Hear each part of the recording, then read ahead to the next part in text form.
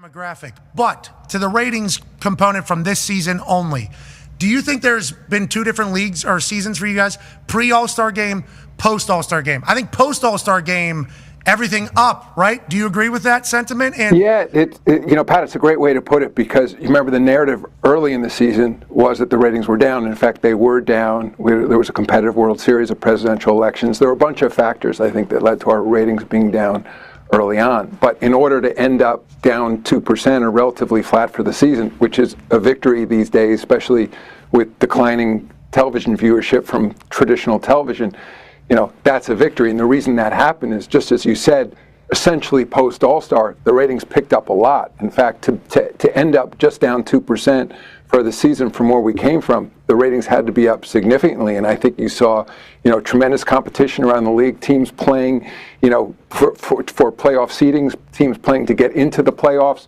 healthy stars, a trade that attracted a lot of attention. A bunch of things happened in the league that generated a lot of interest. But when do you get a heads up that Luka is getting traded to the Los Angeles Lakers and AD's getting traded to Dallas? And what were your thoughts on it as a whole, Commish?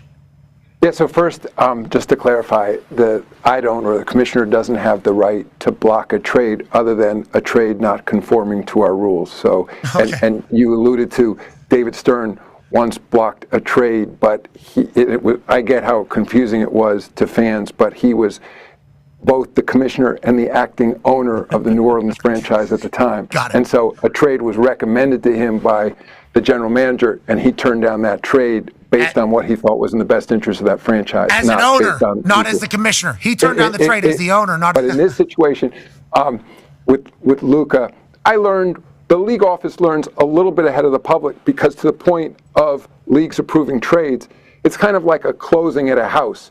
Both teams have to be on the phone. The lawyers and the basketball folks at the league office have to make sure that the contracts match, that the team indeed does have the cap room to make the trade, that it complies with our rules. So I learned when they called the trade into the league office.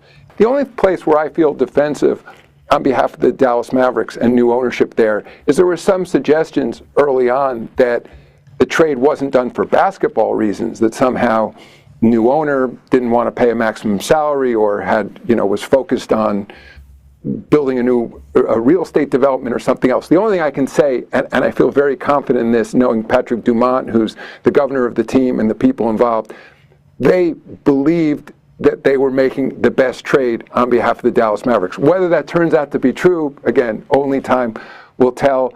So I get the fans' passion. I understand, again, why Dallas Mavericks fans are so upset. I personally am a fan of Luka Doncic. I think he's a great young man, and let's see how this turns out. I want him to be great. I want the Dallas Mavericks to be great, but it's.